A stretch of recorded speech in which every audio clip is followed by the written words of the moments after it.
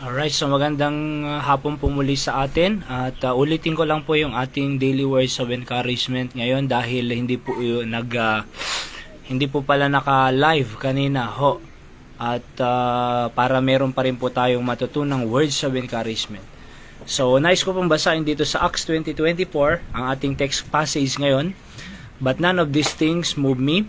Sabi ng Bible, neither count I my life dear unto myself, so that I might finish my course with joy and the ministry which I have received of the Lord Jesus to testify the gospel of the grace of God. So yan po, ang pag-aaralan po natin dito is ito pong, but none of these things move me, sabi po ng Bible. Alright? So, but none of these things move me, sabi ng Biblia.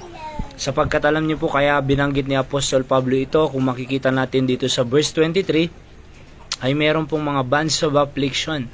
Sabi niya na abide in me. So nag-a-abide po sa kanya at maaring ito ay maghihinder, maghihila sa kanya, magpapatigil sa kanya sa paglilingkod niya sa Panginoon. Pero sabi niya, none of these things move me. Bakit? Sapagkat gusto ni Apostol Pablo natapusin ang kanyang course with joy, sabi dito, and the ministry which I have received of the Lord Jesus Christ.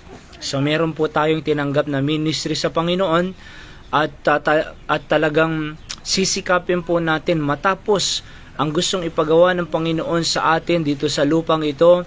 Kaya nga kinakailangan maging active po tayo na sasabihin natin, none of these things move me.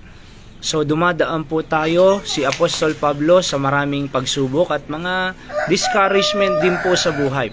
Kaya nga po ginawa po natin itong daily words of encouragement. Kasi po naniniwala po ako na ang mga anak ng Diyos ay dumadaan din po sa discouragement araw-araw. Kaya nga kahit papaano po, bago tayo matulog sa gabi, ay ma-encourage tayo upang maging masarap ang ating tulog. Sapagkat ang dyablo ay gumagawa ng kaparaanan at ginagamit ang impluensya ng sanlibutan upang i-discourage po tayo, upang tayo po ay hadlangan at pahintuin sa lahat ng ating ginagawa para sa ating Panginoon. Kaya sabi ni Apostol Pablo dito, walang makakapigil sa akin. Gusto kong tapusin ang course na gusto ng Diyos sa akin with joy. At yung ministry na na-receive ko, meron pong ipinagkatiwala ang Panginoon na ministeryo po sa atin. At kinakailangan po natin yung pahalagahan, gawin, at para po sa ikakapuri ng ating Panginoon. Alright? So, sabi ng Biblia dito, to testify the gospel of the grace of God. Sapagkat marami pong naghihintay sa Ebanghelyo, marami pong taong hindi ligtas, at sa anumang pamamaraan, sa anumang pamamaraan, either pagbibigay ng traction, pagbabahagi personal ng soul winning, pagdadala sa kanila sa church, pag-iimbita, or in the form of necrological services, birthdays, dedication, or ano pa man dyan, hospital visit. Basta, by all means, sabi nga ni Pablo, madala natin ang Ebanghelyo. Kasi pag tumigil na po tayo, wala na rin pong maliligtas na kaluluwa di ba? So, akalain nyo po, nung bago-bago tayong naligtas, very excited tayong mag-worship, mag-soul winning, sa mga tao sa area, 'di ba? Ang daming naliligtas. Pero noong na-discourage lang tayo, nakaranas tayo ng sakit at iba pang mga pagsubok sa buhay, huminto na. Kaya wala na pong naliligtas Kaya wala na pong nakakakilala sa Panginoon. Samantalang ang dami pong umaasa sa atin. Wala pong ibang magbibigay ng gospel of salvation sa mga tao kundi tayong tunay na ligtas. Paano magbabahagi yung ibang kulto na relihiyon sa wala naman silang kaligtasan? Pag tinanong mo, tiyak ka ba sa langit? Wala. Pero pag tayo po ang tinanong, according to the promise of God in His Word, tiyak tayo sa langit. Bakit? Tinanggap natin ang ating Panginoong Jesucristo bilang sariling tagapagligtas. Kaya nga para marami pang makakilala sa Panginoon, bring the gospel of the grace of God to other people. Through us, mga kapatid. Meron pong instrumentong ginagamit ang Panginoon para may mga taong makakilala sa Kanya. Kung mamatay, meron pa tayong kakilala, kaibigan, classmate, meron pa tayong kapamilya, relatives, na hindi patiyak sa langit eh. Sinong magbabahagi sa kanila kundi tayo? Kaya nga ho, napakaganda na tuloy-tuloy lang po tayo. Sabi ni Pablo dito, none of these things move me.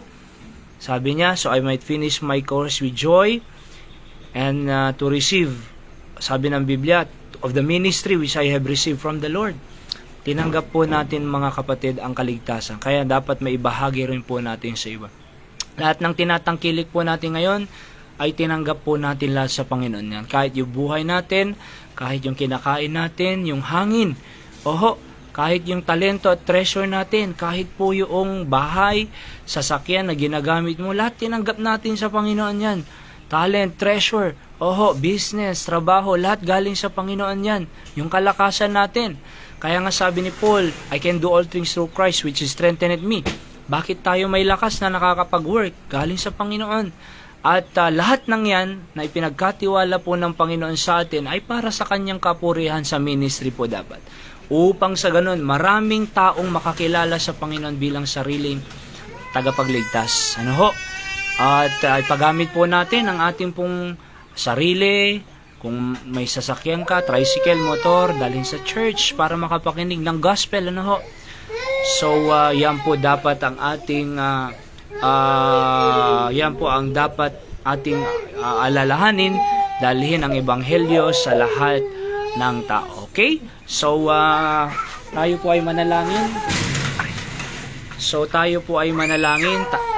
Sa hapong ito, dakilang Diyos, thank you for our lesson. Pagpalaan niyo po na patuloy lang po kayong magpatuloy sa aming pong paglilingkod sa inyo at makakita pa ng mas maraming kalong maliligtas. Ito pong aking dalangin sa pangalan ni Jesus. Amen. So magandang gabi, Brother Clyde, at sa lahat ng nakikinig po ngayong hapong ito.